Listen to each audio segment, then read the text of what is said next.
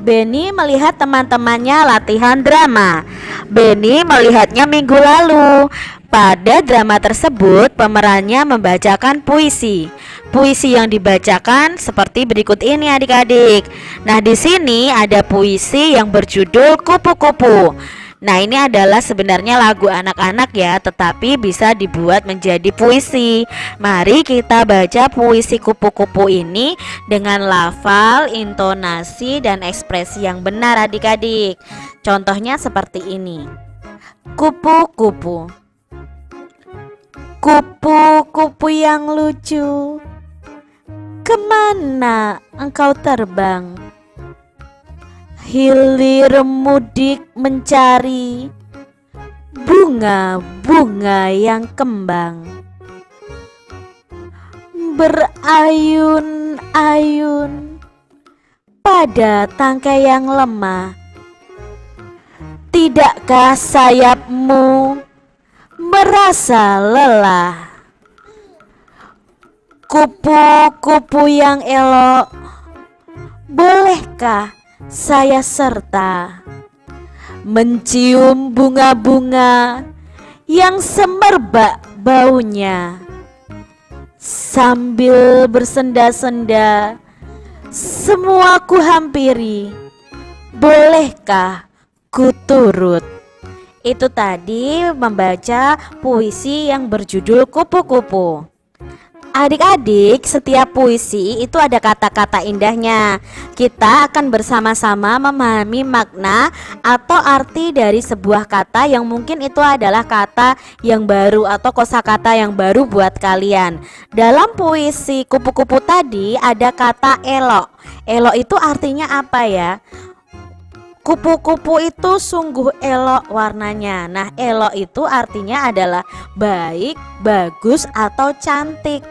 Anak itu elok rupanya. Oh, anak itu cantik wajahnya. Seperti itu adik-adik. Lalu kata kedua yang ada dalam puisi Kupu-Kupu tadi ada kata hilir mudik.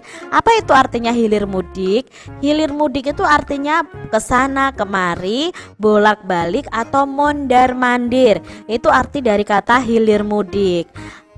Berikutnya ada kata berayun-ayun. Nah, berayun-ayun itu artinya bergantung dan bergerak ke depan dan ke belakang secara teratur, atau berbuai atau bergoyang-goyang. Seperti kalian kalau naik ayunan itu kan berayun-ayun. Nah, itu artinya kalian bergerak ke depan dan ke belakang secara teratur. Berikutnya ada kata semerbak. Semerbak itu apa ya? Bunga itu semerbak baunya. Nah, semerbak itu artinya harum merata adik-adik. Jadi tentang bau yang harum. Bunga mawar itu semerbak harumnya, misalnya seperti itu. Ada kata bersenda-senda tadi. Nah, bersenda itu artinya apa? Coba lihat gambar ini. Bersenda itu artinya adalah berkelakar atau bergurau, sampai ketawa ya di sini ya adik-adik ya. Jadi bersenda itu bergurau, bercanda ya, bersenda-senda. Nah, di sini pohon cemara di rumah Dayu roboh. Roboh dikarenakan tertiup angin. Pohon cemara yang roboh panjangnya adalah 2 meter 60 cm. Satuan meter dan sentimeter adalah satuan baku adik-adik. Satuan baku itu dapat digunakan untuk mengukur panjang. Satuan meter disimbolkan dengan M, satuan sentimeter disimbolkan dengan cm. Nah, berikut kita akan belajar mengenai macam-macam alat ukur yang di dalamnya itu ada satuan meter, ada juga yang satuannya sentimeter. Tentunya masih ingat ya adik-adik ya, bahwa kita itu belajar tentang alat ukur panjang itu ada yang tidak baku dan yang baku. Nah, sekarang kita akan belajar yang alat ukur panjang yang baku. Contohnya di sini ada meteran, meteran kelos atau roll meter, penggaris, jangka sorong, ada mikrometer. Apa itu yang dimaksud dengan satuan baku? Nah, satuan baku adalah satuan yang sudah ditetapkan secara internasional. Nah, misalnya adalah satuan meter. Nah, alat yang digunakan untuk mengukur satuan panjang itu misalnya ada penggaris, ada meteran pita, ada mikrometer, ada jangka sorong. Nah, sekarang kita pelajari yang pertama adalah penggaris atau mistar. Penggaris atau mistar itu biasanya menggunakan satuan sentimeter. Coba adik-adik lihat penggaris kalian itu biasanya ada satuan cm. Itu berarti sentimeter. Nah, ini digunakan untuk mengukur benda seperti buku tulis, pensil, penghapus, tempat pensil, daun, panjang jari, meja, kursi, figura foto. Nah, ini biasanya maksimal itu panjang penggaris adalah 30 cm. Kecuali ada penggaris kayu yang ada di kelas itu panjangnya bisa sampai 100 cm atau 1 meter. Lalu alat ukur yang kedua adalah meteran pita. Seperti ini meteran pita. Biasanya digunakan oleh penjahit ya adik-adik ya. Ini menggunakan satuan sentimeter. Biasanya digunakan untuk mengukur kain, mengukur baju, mengukur badan ya, badan manusia. Kalau yang mau membuat baju itu kan biasanya diukur dengan meteran pita ini. Berikutnya itu ada meteran gulung atau roll meter. Nah, ini biasanya digunakan oleh petukang atau orang-orang bangunan adik-adik ya, tukang bangunan seperti itu. Nah, biasanya di sini ada satuannya itu yang sentimeter dan meter. Setiap nanti 100 cm itu berarti sama dengan 1 meter. Nah, kegunaannya itu untuk mengukur benda-benda yang panjang. Misalnya tanah, misalnya lagi panjang ruangan ya seperti itu. Pintu, meja, papan tulis dan sebagainya. Berikutnya ada jangka sorong. Nah, jangka sorong ini menggunakan satuannya itu sentimeter dan milimeter. Maksimal itu 30 cm. Tidak ada jangka sorong yang lebih dari 30 cm. Nah, untuk mengukur jangka sorong ini untuk mengukur benda-benda yang berbentuk lingkaran seperti cincin, mur, lingkar jari, pensil dan kelereng. Nah, di sini adik-adik ada percakapan. Kita akan melihat ada pertanyaan yang diberikan. Benny melihat temannya berlatih drama. Jarak Benny dengan teman yang berlatih itu 4 meter. Maka alat untuk mengukur jarak adalah, kira-kira kalau jaraknya 4 meter itu menggunakan penggaris, apa roll meter atau meteran pita atau memakai jangka sorong adik-adik? Ya, yang lebih tepat adalah memakai roll meter atau meteran. Lani mengukur panjang papan tulis. Setelah diukur panjangnya itu 300 cm. Artinya panjang papan tulis tersebut sama dengan titik-titik meter. Yuk adik-adik ingat bahwa 1 meter itu sama dengan 100 cm. Kalau 300 cm berapa meter? Berarti kita mencarinya dengan perkalian atau pembagian. Ya, dengan pembagian adik-adik. Berarti kita cari 300 cm dibagi 100 ya. Nah, sama-sama punya angka 0 kita coret. Karena pembagian ya. Ingat di materi sebelumnya ketemu pembagian yang baru yaitu 3 dibagi 1 sama dengan 3 meter. Jadi 300 cm itu artinya panjang papan tulis tersebut sama dengan 3 meter. Nah, alat ukur yang tepat untuk mengukur papan tulis adalah apa nih adik-adik yang tepat untuk mengukur papan tulis yang panjangnya 3 meter? Ya, otomatis memakai meteran atau memakai roll meter.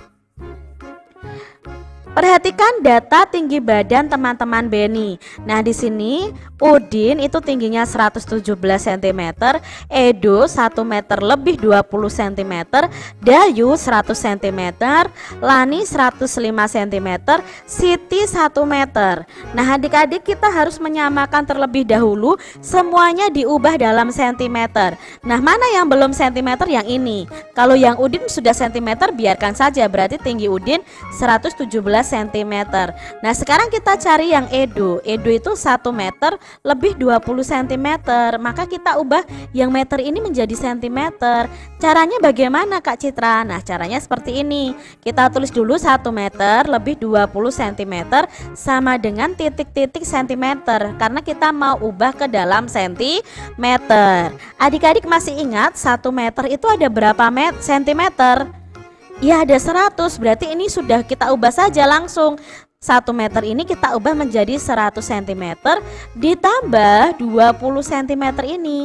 Kita tidak perlu ubah ini karena ini sudah cm. Nah sekarang 100 ditambah 20 sama dengan 120 cm. Jadi tinggi Edo kalau diubah dalam cm itu 120 cm. Sedangkan Dayu ini sudah cm ya, kita tinggal tuliskan cm. Lah ini 105 cm ya, 105 cm. Sekarang Siti itu 1 meter. Ingat 1 meter itu ada berapa cm adik-adik? Ya 1 meter itu ada 100 cm. Berarti jawabnya di sini Siti itu ada 100 cm. Nah kalau sudah satuannya sudah sama seperti ini, kita akan bisa mengerjakan soal berikutnya. Pertanyaannya adalah perhatikan data di atas. Teman Beni yang paling tinggi adalah yang mana nih yang paling tinggi adik-adik? Kalian jangan lihat yang sebelah sini, tapi lihatnya yang sudah diubah dalam satuan cm. Siapa yang paling tinggi? Ya angkanya yang paling tinggi adalah Edo. Berarti teman Beni yang paling tinggi adalah Edo. Lalu teman Beni yang bernama titik-titik dan titik-titik ukuran tubuhnya paling pendek. Siapa yang paling pendek di sini? Paling pendek ada 2 orang, yaitu ya Dayu 100 cm dan Siti. Karena tinggi badan mereka sama, yaitu 100 cm. Berikutnya, coba urutkanlah nama teman-teman Beni dari yang paling pendek hingga yang tertinggi. Kalau diurutkan dari yang pendek, siapa dulu nih adik-adik? Nah kebetulan yang paling pendek di sini ada 2, ada Dayu dan Siti. Berarti bisa ya kalian pertama Dayu, bisa juga Siti, atau kebalikannya juga bisa. Nah setelah itu siapa tinggi badannya dari yang paling pendek ke tinggi? Ya Lani urutan berikutnya. Setelah itu ada Udin dan yang paling tinggi ada Edo. Adik-adik, Beni dan temannya sudah belajar matematika. Kemudian jam pelajaran berikutnya adalah olahraga. Nah, di sini mereka menirukan gerak bunga mawar di taman. Gerakannya seperti ini adik-adik. Kalian bisa menirukan gerakan ini ya. Gerakan ini adalah gerakan kedua tangan. Awalnya di atas kepala seperti ini. Bentuknya seperti bunga yang menguncup. Lalu dari atas sini tangan masih menguncup seperti ini, ditarik ke depan dada kita. Setelah itu kedua tangan dibuka seperti ini, seperti bunga yang sedang mekar. Jadi gerakannya dari atas sini ke depan dada, lalu tangan dibuka seperti bunga yang mekar. Gerakan yang berikutnya itu seperti ini adik-adik. Yang pertama itu adalah gerakan kedua tangan di atas kepala seperti bunga yang menguncup, lalu digerakkan ke kiri dan ke kanan. Setelah itu gerakan kedua tangan membuka seperti bunga yang bermekaran, lalu digerakkan ke kiri dan ke kanan. Tangannya masih membuka seperti ini. Yang ketiga gerakannya adalah kedua tangan di atas kepala seperti bunga yang menguncup, lalu digerakkan berputar atau melingkar. Ini adalah gerakan berikutnya. Nah, kalian bisa tirukan gerakan kedua tangan membuka seperti bunga yang bermekaran, lalu digerakkan ke kanan dan ke kiri.